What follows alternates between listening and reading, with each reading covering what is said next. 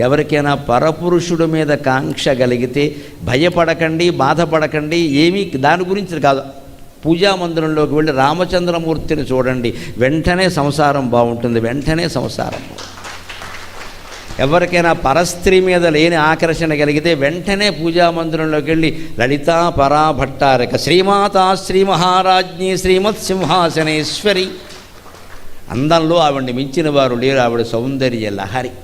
పురుషులు అమ్మవారి ముఖం కేసి చూడండి, మీరు ఊహిస్తున్న స్త్రీని ఆవిడగా భావించండి, వెంటనే మాతృభావన కలుగుతుంది, సంసారాలు బాగుంటాయి, దాంపత్య ధర్మాలు బాగుంటాయి.